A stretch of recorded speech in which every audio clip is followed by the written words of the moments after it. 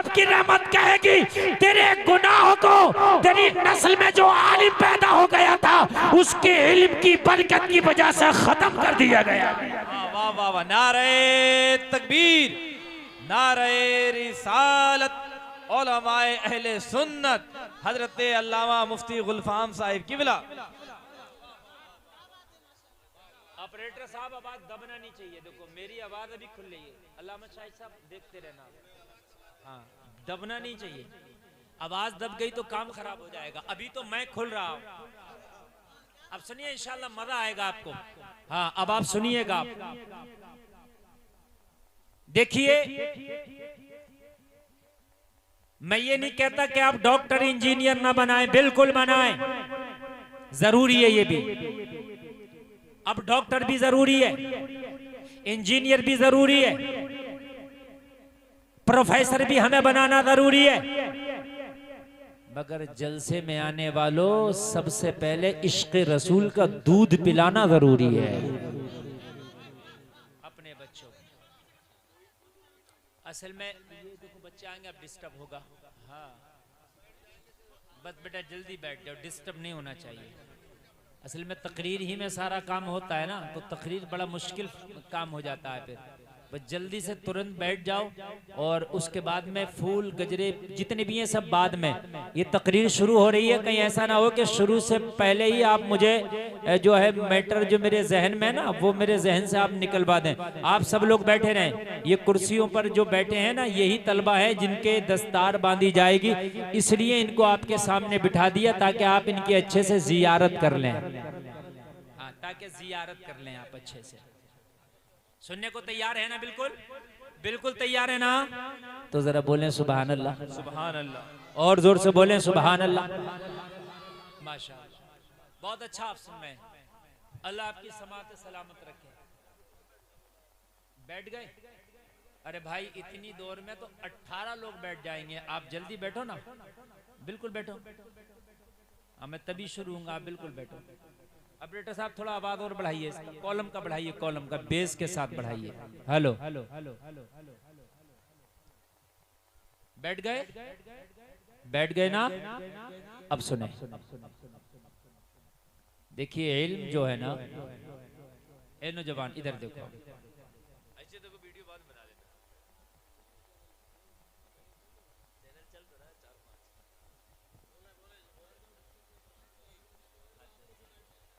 बस बस आप इधर मुतवज्जो, वो बैठ जाएंगे। इल्म जो है वो इंसान का जेवर है। क्या इंसान का जेवर? इल्म इंसान की आंख है। अगर इल्म नहीं तो इंसान अंधा है, उसे हराम का नहीं पता, हलाल का नहीं पता, जायज का नहीं पता, नाजायज का नहीं पता, क्योंकि अंधा है। अगर वो चाहता है कि मेरी बीनाई मेरे मरने के बाद भी बाकी रहे तो इल्म दीन हासिल करो, मरने के बाद भी तेरी बीनाई खुदा की कसम बाकी रहे बेशक। और ये बीनाई ऐसी है कि जब तू कब्र में जाएगा ना तो मुस्तफा तुझे देखेंगे, तू मुस्तफा को देखेगा। और बीनाई नहीं हुई ना इल्म की तो फिर कुछ न दुनिया में नजर आएगा न मरने के बाद नजर आएगा। इसीलिए अल्लाह ने कुरान में कहा इन्नमा यख्शल्लाह मिन इबादिहिल उलमा, जानने वाले ही अल्लाह से डरते हैं। हर आदमी अल्लाह से नहीं डर सकता। बहुत सा लोग कहता है बिल्कुल ना पढ़ा ना लिखा, उसको अलहम शरीफ याद नहीं, कहता मैं अल्लाह से बहुत डरता हूँ, झूठ बोलता है। इसलिए कि जो अल्लाह से डरेगा वो कभी झूठ नहीं बोल सकता, जो अल्लाह से डरेगा वो कभी नमाज नहीं छोड़ सकता, जो अल्लाह से डरेगा कभी सूद नहीं खा सकता, जो अल्लाह से डरेगा वो कभी फिल्म नहीं देख सकता, जो अल्लाह से डरेगा वो हराम काम नहीं कर सकता, जो अल्लाह से डरेगा बेपर्दगी बेहयाई को पसंद नहीं कर सकता, जो अल्लाह से डरेगा वो शरीयत के खिलाफ काम नहीं करेगा। वाह वाह वाह वाह वाह। नमाज एक टाइम की नहीं पढ़ रहा, अल्लाह से बहुत डरता हूँ। झूठे मक्कार, तू अल्लाह से डर रहा? तू अगर अल्लाह से डरेगा तुझे फजर में नींद आ जाएगी? तुझे नींद आ जाएगी फजर में अगर अल्लाह से डरेगा? तू अल्लाह से डरेगा, तुझे ईशा में बिस्तर पे नींद आ जाएगी बगैर नमाज पढ़े? झूठ बोलता, डरता नहीं है, खाली जबान से बकवास करता है। सही बता रहे हैं बस। कहता है इन मौलवियों से तो हम ही ज्यादा डरते हैं। कैसे डरेगा भाई तू ज्यादा? तुझे खाने का तरीका पता नहीं, तुझे पीने का तरीका पता नहीं, तुझे सुन्नत का पता नहीं, उठने बैठने का तरीका पता नहीं। अल्लाह से डरता हूं, कहां डरता है? अल्लाह से डरने के लिए जरूरी है इल्म दीन का हासिल करना। इसीलिए ये उलामा बैठे, इनसे पूछो कोई भी वली बगैर इल्म के बन ही नहीं सकता। चाहे जाहिरी इल्म हासिल किया हो या अल्लाह ने अताई तौर पे उसे दे दिया, लेकिन बगैर जाने वली नहीं हो सकता। ये जो ढकोसले बात, काले पीले नीले हरे काले, आप देख रहे हैं ना जितने भी ये डिजिटल रेडीमेड पीर घूम रहे हैं, ये कोई इल्म वली नहीं है, कोई पीर नहीं है, ये सब पैर है, सब पैर।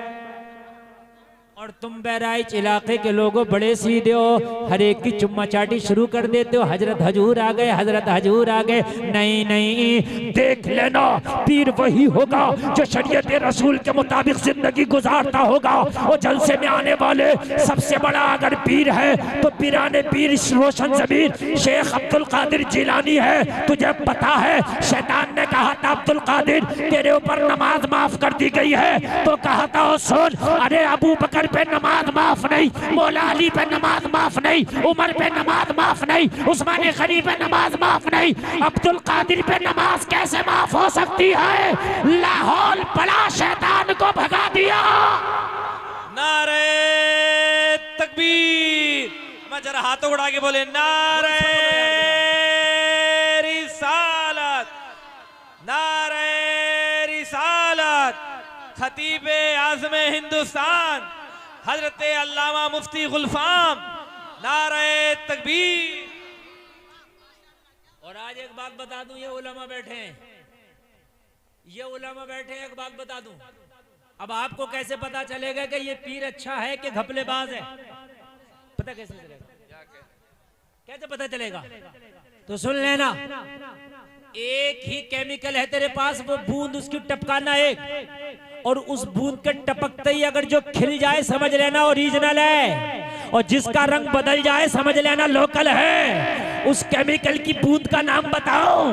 अगर तू जानना चाहता है कि ये पीर ओरिजिनल है या लोकल, तो आला हजरत का जिक्र कर देना। आला हजरत का नाम सुन के जो मचल जाए समझ लेना ओरिजिनल है।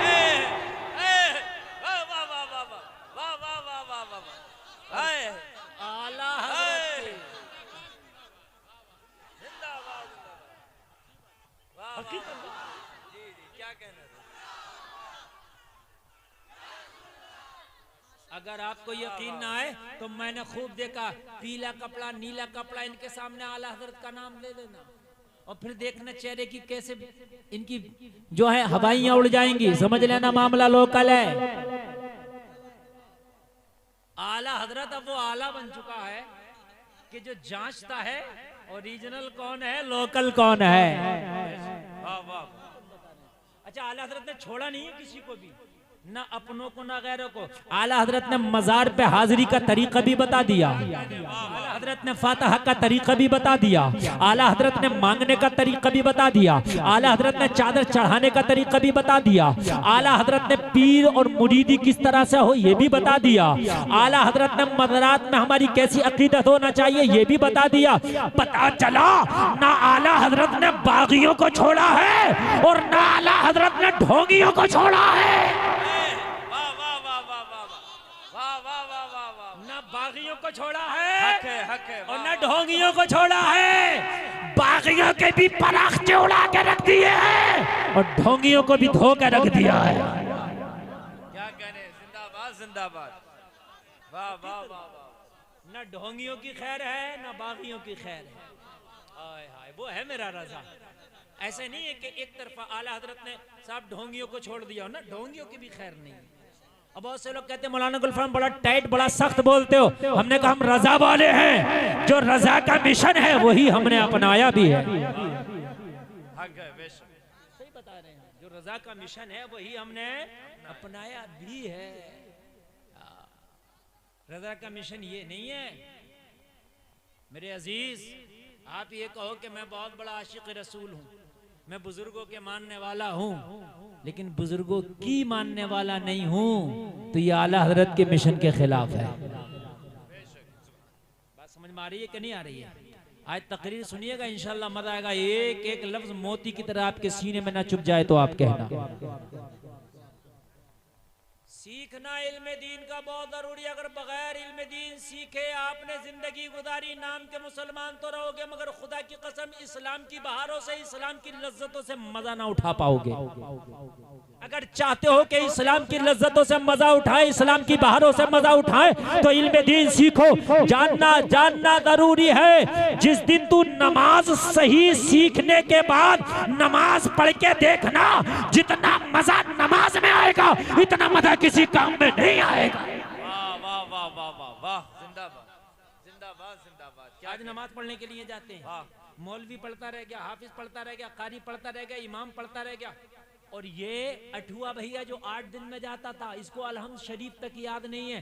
जब तक जुमे की 2 फर्ज के बाद हमारी 4 रकात पूरी नहीं हुई, इसने पूरी 8 रकात पढ़ के मस्जिद से बाहर निकल गया। मैंने कहा या अल्लाह, ये कितनी तेज पढ़ रहा, कितनी स्पीड में पढ़ रहा। हम तो हाफिज हैं, हर साल कुरान भी सुनाते हैं, तो हमारी जबान यार तेज चलना चाहिए, हमारी स्पीड ज्यादा होना चाहिए, मश्क हमारा तेज है। कुरान के हाफिज हम हैं, कुरान के कारी हम हैं, हर साल कुरान हम पढ़ाते हैं। लेकिन जिसको अलहम्द शरीफ याद नहीं, हमारी 4 ने इसकी 8 पूरी हो गई, पता चला घपला करके गया। फिर कहते हैं नमाज में मजा नहीं आता। बहुत से लोग कहते हैं मौलाना नमाज में दिल नहीं लगता। हमने कहा दिल तो तब लगेगा तब याद होगी, जब याद नहीं होगी तो दिल कहां से लगेगा? वो कान खोल के सुन। अगर मदीने भी चले जाओ ना, और मदीने में जाके भी नमाज पढ़ लो ना, अगर अच्छे से याद नहीं होगी तो तेरा दिल वहां भी नहीं लगेगा। अब एक बात सुने, हर गांव में 2 पार्टी, इस इमाम के पीछे मेरी नहीं हो रही, मेरी इस इमाम के पीछे नहीं हो रही। एक इमाम अगर कहीं 1-2 साल रुक जाए तो 2-4 लोग ऐसे पैदा हो जाते हैं, चाहे तुम उस इमाम को कितना भी नेक ले आना। मेरी बात गलत नहीं है, कितना भी नेक इमाम आप ले आना, इतना नेक ले आना कि आप उसकी गलती ढूंढो तो ना मिले, तब भी 1-2 साल के बाद उसके मुखालिफ पैदा हो जाएंगे। मेरी इसके पीछे नहीं हो रही, इसके पीछे। एक को मैंने पकड़ लिया एक गांव में, मैंने कहा क्या बात है? जब इमाम आता है तो तू कहता कुछ दिन के बाद मेरी नहीं हो रही है, तो कहता वो ये कमी है वो कमी। मैंने कहा नमाज सुना। जब नमाज सुनाया ना उसने, तो उसको सही से सना तक याद नहीं। मैंने कहा तेरी तो आला हजरत के पीछे भी नहीं होगी। मेरी बात गलत हो तो बताया। तुझे सना याद नहीं, तुझे वजू याद नहीं, तुझे गुस्ल याद नहीं, तुझे किरात का कोई माने याद नहीं, तुझे अलहम्द शरीफ याद नहीं, तो तू इमामों में क्यों कमियां निकालता है? तू तो किसी भी इमाम के पीछे खड़ा हो जा। बात है कि नहीं है? अपने आप को नहीं देखेगा, दुनिया के मुफ्तियों में कमी निकालता ढूंढेगा। कान खोल करके सुन लो, दूसरे की कमी निकालने से पहले अपनी कमियां निकाल के फेंक दो। अपनी कमियां निकाल के फेंक दो। अच्छा, आप ये चाहते हो हमें गौसे आजम जैसा कोई इमाम मिल जाए, तो खुदा की कसम ढूंढते ढूंढते मर जाओगे, नहीं मिलेगा। अब ऐसे ही टूटे फूटे इमाम मिलेंगे जैसे ये नजर आ रहे हैं, और आज से 20 साल के बाद और 50 साल के बाद ये भी नहीं मिलेंगे जो ये नजर आ रहे हैं। क्या कहने, ये जो मैं आपसे कर रहा हूं, ये भी नहीं मिलेंगे। और आपको यकीन ना आया तो आप देखना, ये तो हिंदुस्तान है मियाँ। आप दूसरी कंट्री में जाके देखो, इमाम के दाढ़ी नहीं है, पैंट पहन के, कोट पहन के, टाई पहन के नमाज पढ़ा रहा। सही बता रहे हैं हम। आप दूसरे मुल्कों में जाके देखो, दुबई में जाके देखो, अरब कंट्रीज में जाके देखो, जैसे अभी आपको नजर आ रहे हैं, ये आने वाले जमाने में ये भी नजर नहीं आएंगे। तुम इन्हें ढूंढोगे। यार बड़े नेक लोग हुआ करते थे, बड़े नेक आलिम मौलाना हुआ करते थे, बड़े नेक हाफिज हुआ करते थे, मगर खुदा की कसम नहीं मिलेंगे। इनकी कदर कर लो। अगर तुमने आज इनकी कदर ना की तो कल पछताना पड़ेगा। वो जलसे में आने वालों, कान खोल करके सुनो, जमाने के एतबार से हमारे उलमा आज के बहुत बेहतर है। बेशक, सुभान अल्लाह, माशाअल्लाह। जमाने के एतबार से, माशाअल्लाह। जमाने के एतबार से बहुत बेहतर है, बहुत बेहतर है। कमियां अपने आप की कमियां निकालो, मगर ना तो मदीने में भी चले गए ना तो कोई फायदा नहीं। हाय हाय, अबू जहल तो रोजाना नबी को देखता था, कोई फायदा ही ना हुआ। क्यों क्यों नहीं हुआ? क्यों नहीं हुआ? क्यों नहीं हुआ? वजह बताओ। नबी के अंदर खामियां तलाश करता था, अपनी जिहालत ना निकाल सका। वजह यही तो थी। नबी के अंदर कमियां तलाश अगर ना करता और अपनी जहालत निकाल देता तो अबू जहल हो के ना मरता, जन्नती हो के मरता। अगर नबी के अंदर निकालता अपनी ना निकाला, अबू जहल हो के। हमेशा याद रखना, जलसे वालों, जलसे में आने वालों, कान खोल करके सुनो, इल्म दीन जरूरी है, तुमको बताएगा जिंदगी किस तरह से गुजारना हो। और पूरी दुनिया को मैं चैलेंज करके कहता हूँ, पूरी दुनिया को, बहुत बड़ा जुमला इन उलमा की मौजूदगी में, कोई भी पूरी दुनिया आ जाए, कोई सा भी इल्म हो, किसी तरह का भी, जिंदगी गुजारने का जो बेहतर तरीका मजहब इस्लाम ने बताया है वो किसी ने बताया ही नहीं है। ये बहुत बड़ी बात कह दी मैंने, ये मैंने बहुत बड़ा जुमला कह दिया है। रुमाल की पट्टी वाले बैठ जाओ, देख रहे हो पट्टी बांध के ऐसा लग रहा है जैसे अभी आ रहा कहीं से शूटिंग करके। अरे अब जलसे तकरीर शुरू हुई है यार, मजाक बात है। अब आप सुने, अब आप जरा सुनिए आप, और आप दुआएं देंगे मार्शद साहब को कि यार क्या खतीब तुमने बुलाया है। जरा सुने, मैं क्या कह रहा था, आप जरा बताइए अभी क्या कह रहा था, क्या कह रहा था मैं, भूल गए? अरे पट्टी से पहले क्या कह रहा था? मैं भी देखो भूल के ऐसी तो होता। हाँ देखो सलीम भाई को याद रहा। अब नात भी यही पढ़े और तकरीर भी यही सुने और याद भी यही रखे। पूरी दुनिया को चैलेंज है मेरा, पूरी दुनिया को लाओ, पूरी बॉलीवुड ले लो, एक दुनिया पीछे फिरते हो ना, इनके चक्कर में तुम बालों की कटिंग, कपड़ों की कटिंग इनकी तरह करते हो ना, जाओ पूरी बॉलीवुड से पूछ लो, पूरे बॉलीवुड से पूछ लो कि ये बता जूता पहनने का सही तरीका क्या है। अगर बता दो, सुरमा लगाने का तरीका पूछ लियो जाओ, वो कहेगा किसी भी आंख में लगा लो। पहले है बात मेरी गलत तो नहीं है ना? और मेरे नबी की सुन्नत को देखोगे तो कहेगा पहले दाहिनी से शुरू करो। मैं सही बता रहा हूं। पूरा हॉलीवुड तलाश कर लो आप, कि लाओ बताओ खाने का तरीका क्या है, वो कहेंगे ब्रेड पे मक्खन लगा के खा लो, है? कुछ भी खा लो। लेकिन नहीं, मेरे नबी ने तो इतनी बारीक चीजों पे भी नजर रखी है, इतनी बारीक चीजों पे भी नजर रखी है कि खाने में इस चीज का भी ख्याल रहना चाहिए कि कब मीठा खाना है, कब नमकीन खाना है। बताइए कितनी बारीक चीजों पर नजर। अरे मुझे बताइए है कि नहीं है? पूरी दुनिया में चले जाओ, खंगालो, मगर दुनिया में आपको जिंदगी का तरीका नहीं मिल सकता। अगर तरीका मिलेगा तो फिर नबी की जिंदगी से मिलेगा,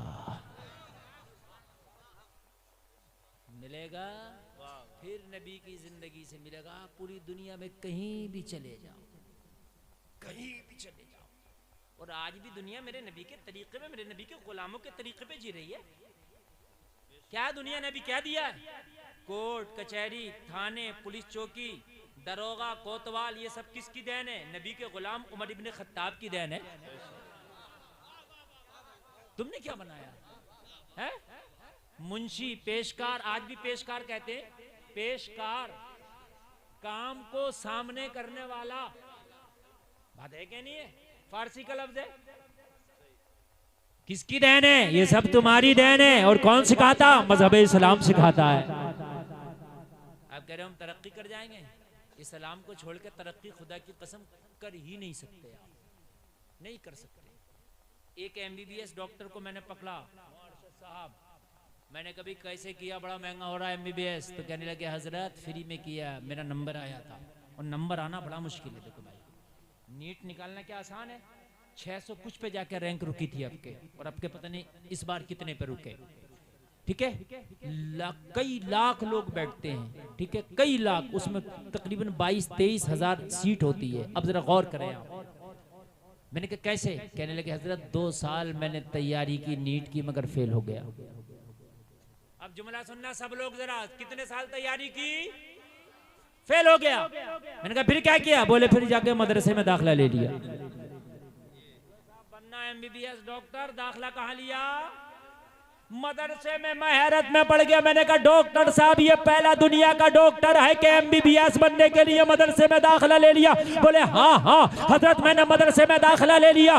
मैं अपनी प्राइवेट तौर पर मैं अपनी तैयारी भी करता रहा नीट की, और मदरसे में कुरान शरीफ पढ़ना शुरू कर दिया। मैंने 1 साल में कुरान का 10 पारा पढ़ा था। जरा जोर से बोलो कितना पारा पढ़ा था? 10 पारा। मुझे 10 पारा पढ़ा। मेरे जहन के दरीचों को कुरान ने ऐसा खोल दिया, ऐसा खोल दिया कि 10 पारा पढ़ने के बाद जब तीसरे साल नीट में बैठा तो मैंने नीट की परीक्षा को पास कर लिया।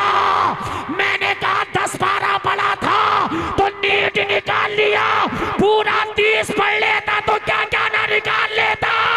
नारे तकबीर, नारे रिसालत, नारे रिसालत, जलसे दस्तार बंदी, उलमाए अहले सुन्नत। ये कुरान है, इसे पढ़ के जहन कुंद नहीं होता, जहन तेज होता है। अगर आप चाहते हो कि जहन तेज हो जाए तो अपने बच्चों को A for Apple, B for ball बाद में पढ़ा दो। पहले नूरानी कायदे में जाकर के अलिफ और बा और ता पढ़ा दो। इधर ये बच्चा कुरान पढ़ेगा, इधर इसके जहन की जो नसें हैं ना, वो जो जहन है वो खुल जाएगा। और फिर देखना ये तेरा बच्चा जिस मैदान में जाएगा खुदा की कसम लाजवाब नजर आएगा। अरे आला हजरत जो इतने बड़े मुजद्दिद बने, और मालूम है अलीगढ़ यूनिवर्सिटी का बहुत बड़ा प्रोफेसर एक रियादी के मसले में फंस गया जिसका हल उसको कोई ना बता सका।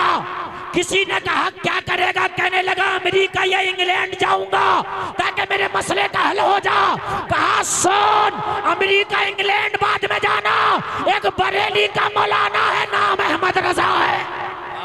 वाह वाह वाह वाह जिंदाबाद जिंदाबाद। जा वहां चल जा। सर जियाउल हक ने सफर किया, और कितना सफर होगा यार, अलीगढ़ से और बरेली, पता चला जोहर से असर तक आ गया। अलीगढ़ से बरेली, कहाँ लंदन जाने के ख्वाब देख रहा था, कहाँ अमेरिका जाने के ख्वाब देख रहा था। और जलसे में आने वालों में बताना चाहता हूँ कि कुरान है क्या चीज। ये सर जियाउल हक अलीगढ़ से चला, और चलने के बाद में ये असर तक बरेली शरीफ आ गया। अजान असर हो चुकी थी। आला हजरत सरकार नमाज असर की तैयारी कर रहे थे, वजू करने के लिए जा रहे थे। जियाउल हक ने कहा ए लोगों, अहमद रजा से मिलना है। कहा सौदागरान चले जाओ, अहमद रजा से मिलने के लिए बारगाह आला हजरत में आया। जियाउल हक मिलने आया। आप असर की नमाज के लिए जा रहे थे, मुलाकात हुई। कहने लगा हुजूर मैं अलीगढ़ से आया हूँ एक मसले के मामले में। आला हजरत ने कहा नमाज का टाइम हो रहा, जल्दी बता। कहने लगा मसला पेचीदा है, नमाज पढ़ ले, आराम से बैठ के बात होगी, उसके बाद मसले पे गुफ्तगू होगी। आला हजरत ने कहा बैठने की बात बाद में करना, वुजू के लिए जा रहे हैं, पहले मसला बता दे, हल करके ही नमाज पढ़ेंगे। सोचने लगा यार किस मौलवी के पास मुझे भेज दिया यार, ये मौलवी का काम ना था, है मौलवी का काम थोड़ी ना था यार, ये किसी बड़े साइंसदान का काम था। अब मौलवी के पास भेज दिया। बताओ मौलवी को यही नहीं पता कितना हाई फाई मसला है, सबकी अकल चौक हो गई है जिस मसले को सुनकर। मैं उसे हल ना कर सका, ये करे नमाज बाद में पढ़ूंगा। ये वो आला हजरत हैं जिन्होंने 4 साल की उम्र में ही कुरान पढ़ लिया था। इस कुरान ने खोला था जहन को। तुम्हारे बच्चे 4 साल की उम्र में यूट्यूब पे वो देखते कार्टून। हाँ, हंसने की बात नहीं है मेरे अजीज, ये रोने की बात है। तुम्हारे बच्चे 4 साल की उम्र में खिलौने को तोड़ते हैं। नकी अली खान का बेटा 4 साल की उम्र में बितजदीद कुरान पढ़ता था। वो भी उल जलूल नहीं, बितजदीद, जो कुरान का हक है पढ़ने का। सर ज़ियाउल हक बोला कि अभी अगर मैं बता दूं तो क्या अभी जवाब मिलेगा? आला हजरत ने कहा अभी मिलेगा और नमाज भी जमात से पढ़ी जाएगी। ऐसा नहीं तेरा मसला हल करने के चक्कर में मैं जमात छोड़ दूं, नमाज जमात से होगी, मसला पहले हल होगा। इसने जब रियादी का मसला आला हजरत के सामने रखा तो आला हजरत सरकार ने मुस्कुरा के फरमाया, सर जी इतने छोटे से मसले के लिए इतने परेशान थे, अहमद रजा चाहे तो इस मसले को एक तरह से नहीं बल्कि कई तरह से बता के हल कर देगा। और आला हजरत ने चुटकियों में हल कर भी दिया। जब मसला चुटकियों में हल हुआ, सर ज़ियाउल हक आला हजरत के चेहरे को देखता जा रहा था और ऐलान करता जा रहा था। जब उनके गदा भर देते हैं शाह ने ज़माना की झोली, मोहताज का जब ये आलम है, मुख्तार का आलम क्या होगा? नारे तकबीर, नारे रिसालत, जलसे दस्तार बंदी, उलमाए अहले सुन्नत जिंदाबाद जिंदाबाद। वाह वाह वाह वाह। मैं मना नहीं करता, डॉक्टर बनाओ, इंजीनियर बनाओ, कुछ भी बनाओ, कुरान सबसे पहले कुरान पढ़ेगा बच्चा। बेटी अगर कुरान पढ़ने के बाद और दीन की सीखने के बाद अगर तेरी बेटी दुनियावी तालीम में भी कदम रखी थी ना तो टेंशन नहीं था। खुदा की कसम ये डर नहीं था कि ये इर्तिदाद की शिकार हो जाएगी, इसलिए कि इसने फातिमा की जिंदगी को पढ़ लिया है। अब ये ऐलान करेगी हम जान तो दे सकते हैं मगर ईमान का सौदा नहीं कर सकते। आज हमारी बच्चियां दीन से खाली हैं और दीन से खाली होने के बाद जब कॉलेजों में जाती हैं तो हमारी बच्चियां मालूम है कटी हुई पतंग की तरह होती हैं। जलसे में आने वालों, कुछ पता नहीं उनकी डोर किनके हाथ में रहे। कटी हुई पतंग है, उनकी डोर किसके हाथ में हो, और जिसके हाथ में उनकी डोर होती है ना वो उन्हीं के इशारों पर चलती हैं। जलसों में आने वालों, अपने बच्चों को, अपनी बच्चियों को पहले दीन सिखा दो, उसके बाद में दुनिया भी दे दो, ताकि किसी भी कुर्सी पे बैठे ना दीन पहले रहे। हमारे यहाँ तो दीन का ही फुकदान है। 70 साल का हो गया, हमारे यहाँ तो हाल ये है कि 17 साल का था तब भी नमाज याद नहीं थी, 70 साल का हुआ तब भी नमाज याद नहीं। अलमिया आई, ये मदरसे किस लिए हैं? अरे कोई ऐसा बनाओ, आओ मौलाना अरशद के पास और कहो हजरत हमारी उम्र 50 साल 30 साल 40 साल है, हम बिजनेस करते हैं, हमारे पास इतना टाइम नहीं है कि मदरसे के टाइम में आए।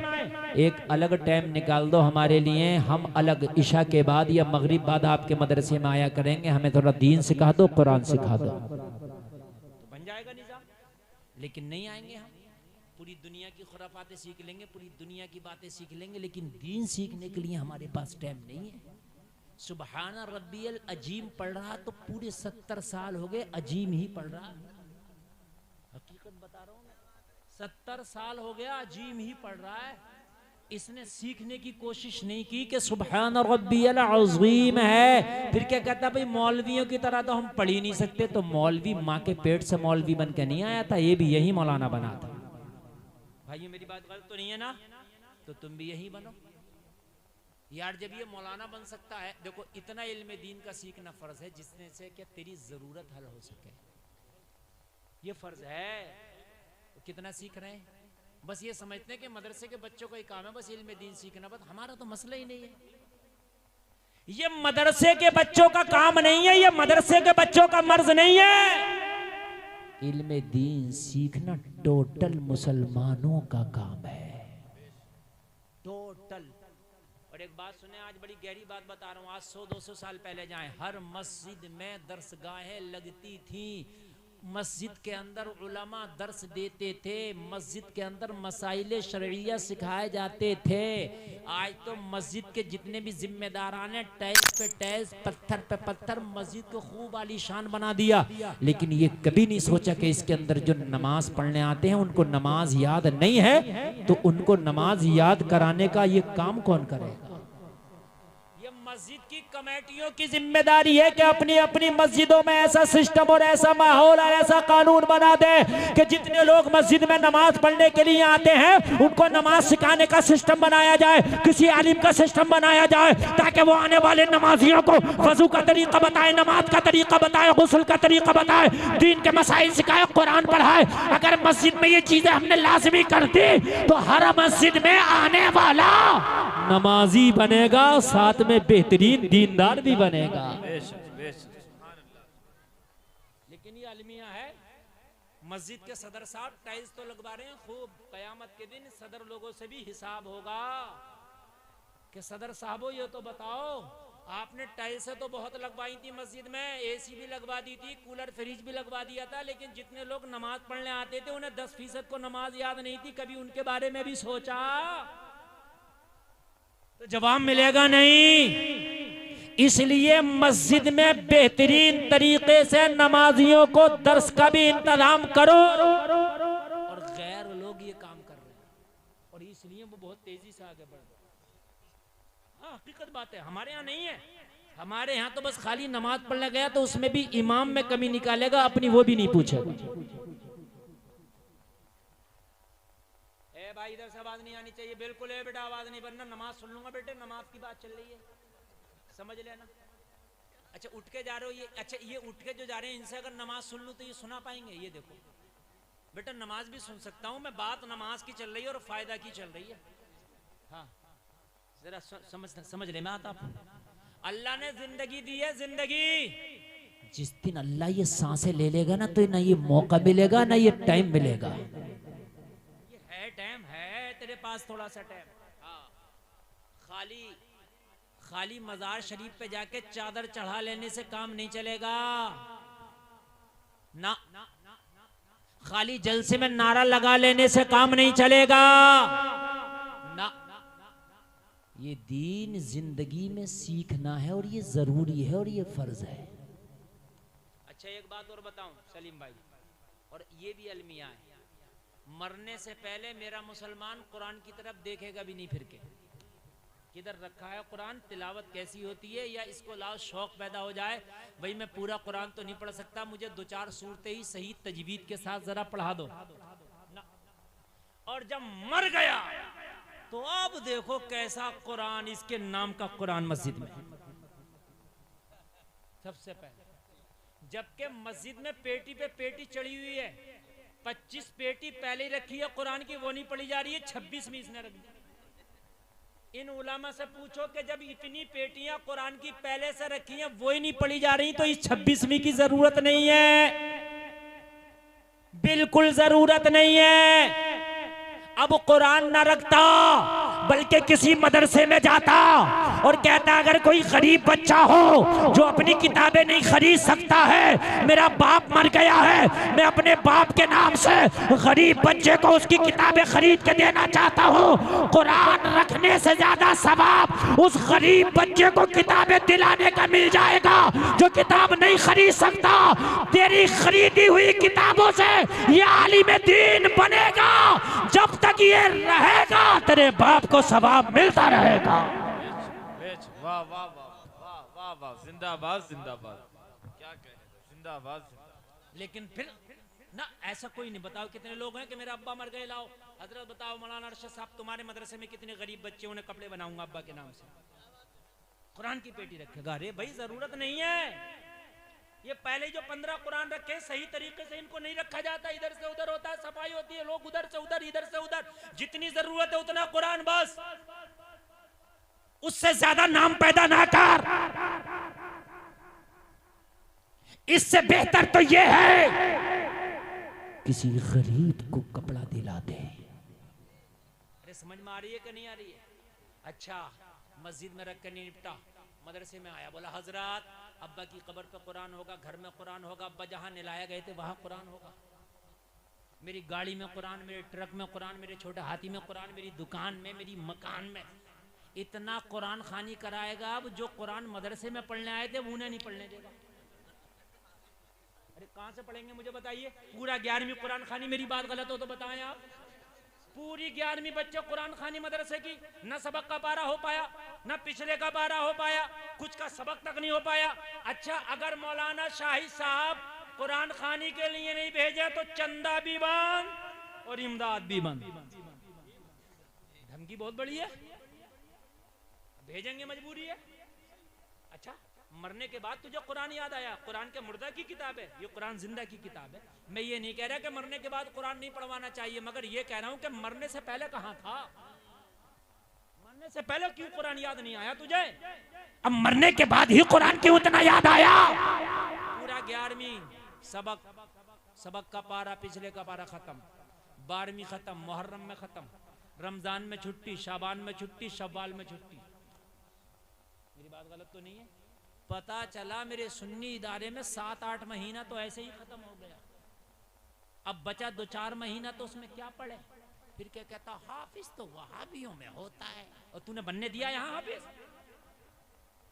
यार उनके यहाँ 11वीं नहीं, 12वीं नहीं, मुहर्रम नहीं, तीजे के नहीं, 40 में नहीं, उसमें तो पढ़ना तो पढ़ना। सुनो, ये मुदर्रिसीन भी बैठे, आज मेरा मशवरे को कबूल करके जाना। अगर कभी कोई कुरान खानी के लिए आए तो उससे कहो तेरे घर बच्चे नहीं जाएंगे, शिरीनी यहीं पे ले आ। 12 बजे मदरसे की छुट्टी होती है, सुबह फजर से लेके और छुट्टी के 12 बजे तक सारे बच्चों ने जितना भी कुरान पढ़ा है वो सब तेरे बाप की रूह को बख्श दिया जाएगा। अरे भाई, कितनी अच्छी कुरान खानी हो जाएगी, बच्चों की तालीम का नुकसान भी नहीं होगा, और तेरे अब्बा को एक कुरान नहीं कई कुरान का सवाब मिल जाएगा। मेरी बात गलत तो नहीं है ना? मैं अपने मदरसे में ऐसे ही कराता हूँ भाई। मैं कहता हूँ मेरे बच्चे कब्र पर पढ़ने नहीं जाएंगे, मेरे बच्चे तेरे घर में, तेरे दुकान में, तेरे मकान में, तेरे मुहर्रम में, तेरी 11वीं में, तेरी 12वीं में पढ़ने नहीं जाएंगे। जब यहाँ से कुरान तेरे घर से, और जब मदीने शरीफ इसका सवाब पहुंच सकता है सरकार की बारगाह में, तो मदरसे से तेरे अब्बा की रूह को नहीं पहुंच सकता? बात है कि नहीं है? जब यहाँ से बैठे बैठे मौलवी गौसे आदम को, साबिर पिया को, जो नाम याद आया सबको, जब उनकी बारगाहों में नजर है और अल्लाह कबूल फरमाता है, तो मदरसे से क्यों नहीं जाएगा? और जो तेरे घर में बच्चे ने कुरान पढ़ा वो कैसा पढ़ा कोई गारंटी नहीं, इसलिए कि उसका सुनने वाला कोई ना था, वो खुद मर्जी से पढ़ रहा था। मगर मदरसे में जो पढ़ा गारंटी है। ये असातिज़ा डंडा लेके बैठे हैं, कलकला नहीं हुआ, मद्दे मुत्तसिल 4 अलिफ नहीं खींचा, मद्दे लाजिम 5 अलिफ नहीं खींचा। बात है कि नहीं है? इख्फा नहीं हुआ, मद्दे असली को ज्यादा क्यों खींच दिया? ये डंडा लेके बैठे हैं, ये सही करा रहे हैं। तेरे घर में जो पढ़ा कौन सही करा रहा उसे? मेरी बात तो गलत नहीं है ना? गोया के जो मदरसे में कुरान पढ़ा गया उसके कबूल होने के चांसेस ज्यादा हैं बमुकाबिल उसके जो तेरे घर में पढ़ा गया हो। जलसे में आने वालों, कभी मदरसे के बच्चों को अगर पढ़ाई के टाइम में आपको ले जाना हो, ना लेके जाना, शिरीनी मदरसे में ला देना और कह देना हजरात जितना भी मदरसे के बच्चों ने पढ़ा है वो सब मेरे अब्बा की रूह को बख्श दो। बेहतर तरीका है कि नहीं? मगर हम तो मियाँ मरने के बाद, अब तो मरने के बाद बात तो 3 दिन तक कब्र पे बिठा देता। एक मदरसे का बच्चा डर गया, मदरसे से ही भाग गया, कहने लगा यार रात को कब्रिस्तान में कौन रुकेगा यार?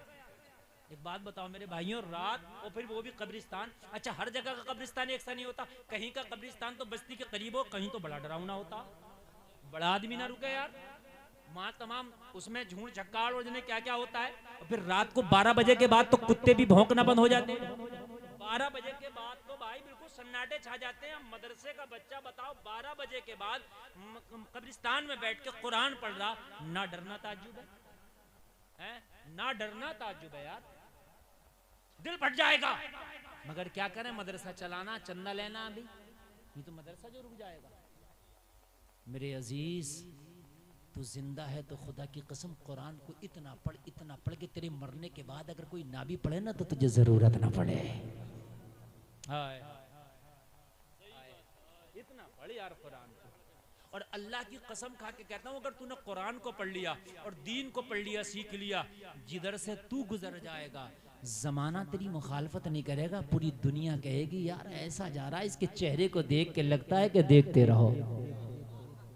सुभान अल्लाह बोल दो जरा। आला हजरत के बेटे हैं, नाम है मुस्तफ़ा रदा, हुजूर मुफ्ती आदम हिंद। एक मौलाना अब्दुल सत्तार हमदानी भी जिंदा है गुजरात के, कहते हैं मैं बहुत बड़ा मुखालिफ था, एक दिन उन्हें मारने के लिए मैंने प्लान बना लिया। उनका दौरा हुआ, मैंने कहा मैं अल्लाह मैं मारूंगा, मगर कहने लगे खुदा की कसम जब मैंने मुस्तफ़ा रज़ा खां के चेहरे को देखा ना तो मैं मचल गया, दिल थाम के बैठ गया और मैंने कहा या अल्लाह जब बरेली का मुस्तफ़ा रज़ा इतना अच्छा है तो फिर मदीने वाला मुस्तफ़ा कितना अच्छा होगा। कहने लगे मुरीद ही हो गया। क्या हो गया? मैं मुरीद ही हो गया। उनको खलीफा भी है, मुरीद भी है, मैं मुरीद ही हो गया। और उसके बाद में मैं बीमार हुआ ना तो मुझे डॉक्टर ने ऑपरेशन बताया, हार्ट का ऑपरेशन, सारी तैयारियां, सारे टेस्ट हो गए, सारे चेकअप हो गए। डॉक्टर मुझे ऑपरेशन थिएटर में ले जाने लगा, मगर जब मेरा सुबह में ऑपरेशन हो ना तो रात को मैं अपने पीर को याद करके सोया, सरकार जरा करम कर देते। डॉक्टर तो कह रहा सीना चीरा जाएगा, दिल फाड़ा जाएगा, ऑपरेशन किया जाएगा। जब आपका चेहरा देखा था तो सारा दिल अच्छा हो गया था, अब दिल में खराबी क्यों आ गई? कहते हैं मैंने ख्वाब देखा, मुफ्ती आदम आए, सीने पे हाथ रख के कहा सुबह को छुट्टी करा के घर चले जाना। वाह वाह वाह वाह वाह वाह, इन अल्लाह वालों की ताकत, इन कुरान पढ़ने वालों की ताकत में बता रहा हूँ। कहने लगे डॉक्टर कह रहा ऑपरेशन थिएटर में लेके चलेंगे। मैंने कहा नहीं, छुट्टी करो, मैं घर जा रहा हूँ, मैं घर जा रहा हूँ। अभी जिंदा है, कभी मुलाकात हो तो पूछ लेना। और बहुत बड़े मुनाजरे अहले सुन्नत भी हैं। अब सुनो, जो बेटे उटे थे, घर वाले थे, सोचने लगे डर गए ऑपरेशन से। अरे कहने लगे कुछ नहीं होता, ये नहीं होता, अरे डरो मत, हो जाएगा। अरे कहने लगे डरने की बात कर रहे हो, ऑपरेशन हो गया कब? रात। हाय हाय सुभान अल्लाह, किसने किया? मेरे पीर ने किया। यार क्या शान है यार, जरा बोलो सुभान अल्लाह।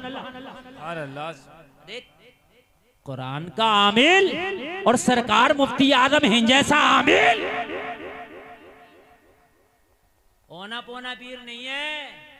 सरकार मुफ्ती आदम ऐसा पीर है कि जिस पे नजर डाल दे उसे भी पीर बना के छोड़े। वाह वाह वाह वाह वाह वाह, जिस पे नजर डाल दे उसे भी पीर बना के छोड़े। और खुदा की कसम यह है, सरकार मुफ्ती आदम की जात आज भी मुफ्ती आदम की एक करामत है कि जिसने मुफ्ती आदम के चेहरे को देख लिया और जो उनका मुरीद हो गया, उसका सर भी कलम कर दो, मरना पसंद करता है, मगर कभी भी बदअकीदगी के जरासीम उसके अंदर नहीं आते हैं। वाह वाह वाह, नारे तकबीर, नारे रिसालत, उलमाए अहले सुन्नत, ये है करामत है? और आप अपने बच्चों को मोबाइल दे करके सोचते हो मेरा बच्चा कामयाब बनेगा। आप ये सोचते हो कि खाली दुनिया दुनिया दुनिया दुनिया दुनिया पढ़ के मेरा बच्चा कामयाब बनेगा? नहीं, दुनिया पढ़ा मैं मना नहीं करता, मगर दुनिया से पहले अपने बच्चे को दीन दे दे, ताकि तेरा बच्चा दुनिया को भी जब अपने सामने लाए ना, और तेरा बच्चा जब दुनिया में भी आगे बढ़े ना, तो कदम जब उसका उठे, कदम दुनिया में उठे मगर मुताबिक दीन के हो। जलसे में आने वालों, आज जो जमाना हमारी मुखालफत कर रहा, क्यों कर रहा? पूरी दुनिया पीछे क्यों पड़ी है हमारे? पड़ी इसलिए है कि हम मुसलमान जरूर हैं, मगर खुदा की कसम हमें ये पता नहीं है कि इस्लाम ने हमें तरीका बताया क्या था, हमें नहीं पता।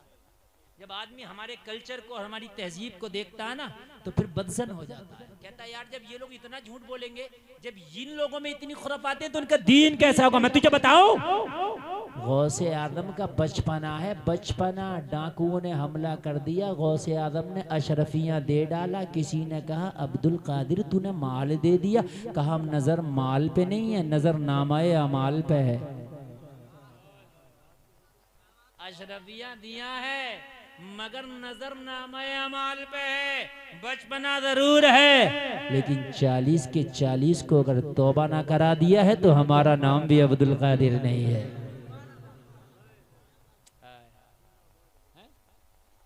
हमारे यहाँ तो अगर हाल ये है कि हमसे अगर कोई गैर आके मिले ना तो हमारे अखलाक ऐसे हैं, हमारे किरदार ऐसे हैं, हमारे तौर तरीके ऐसे हैं कि हमें देख करके वो और बदजन हो जाता है। एक बात सुने, अभी मीडिया पे चल रहा था बहुत ज्यादा, बोले मुसलमान वो अपने खाने में थूक मिलाता है और ये पेशाब मिलाता है और उसकी दुकान से मत खरीदा करो, समझे। अभी अच्छा कोई बोलना नहीं चाहता, मैंने कहा मन के तू थूक और पेशाब की बात कर रहा, जितना पाक मजहब इस्लाम ने रहना बताया इतना तो दुनिया के किसी मजहब ने नहीं बताया। ये मजहब इस्लाम है, कह रहा है कि अगर ये कपड़ा नापाक हो जाए तो इसे इतनी ताकत से 3 मरतबा धो के निचोड़ना है, चाहे फट क्यों ना जाए, मगर एक बूंद भी इसके अंदर पानी नहीं रहे। हमसे बात करता पाकी ना पाकी की। अरे हमारा मजहब तो मुकम्मल और टोटल पाक है, मगर हमने सीखा हो तब ना, जब हमने सीखा ही नहीं यार तो फिर हमें पता क्या हो। आओ मैं आपको बताऊं, खुदा की कसम अगर हमारा बच्चा भी मजहब इस्लाम का आमिल हो जाए ना, अगर हमारे बच्चे की जिंदगी को कोई देख ले तो खुदा की कसम इसकी जिंदगी को देखने के बाद में वो अपनी जिंदगी बदलने पे मजबूर हो जाएगा। जल्दी आइएगा, बहुत जल्दी। हाँ, इस वक्त उठना नहीं है। अगर एक बच्चा छोटा सा भी इल्मे दीन हासिल करके तू जमाने में निकाल दे, उसको देख करके, अभी की बात बता रहा हूं, अभी की, एक बाजार के अंदर तकरीबन 8 साल की बच्ची होती, वो मदरसा में पढ़ती थी, ऐसे नकाब लगा के गई। अपने तो अपने गैर ये कह रहे थे यार ये बच्ची कितनी अच्छी लग रही है और कितनी मुहज्जब अंदाज में ये पढ़ने के लिए अपने घर से जाती है। हमारे भी हालात है, आज हमारे भी हालात हैं। हमारे घरों के माहौल देख लो, हमारे बाजारों के माहौल देख लो। मालूम है आपको, हबीब अजमी की बारगाह में एक शख्स आया, आकर रोने लगा, अपनी आप बीती सुना लगा। हबीब अजमी ने फरमाया क्यों रोता? कहने लगा हुजूर मैं बहुत गुनाहगार शख्स था, मेरी जिंदगी में एक 12 साल का बच्चा आया, मेरी जिंदगी बदल डाली। कितने साल का बच्चा है? कितने? जोर से बोलो जरा, कितने? अब जरा सुनना, 12 साल का। हबीब अजमी ने कहा 12 साल का? तेरे अंदर कोई ऐसी बुराई है नहीं, जो कोई ऐसा बुरा काम तूने छोड़ा नहीं जो किया नहीं। बड़े बड़े आलिम उलमा तुझे समझाए, किसी की बात नहीं मानी। 12 साल का बच्चा कहने लगा हाँ, तरबियत की भट्टी में ऐसा पक के आया हुजूर 12 साल का बच्चा कि मेरी जिंदगी बदल के चला गया, मुझे अंधेरों से निकाल के इस्लाम का उजाला दे के चला गया। सुभान अल्लाह, सुभान अल्लाह, बेशक, जिंदाबाद जिंदाबाद। 12 साल का। हबीब अजमी ने फरमाया क्या हुआ? कहने लगा हुजूर कल मेरे घर पे बहुत बड़ी एक पार्टी, एक फंक्शन था जिसमें शराब, नाच, गानों के इंतजाम थे।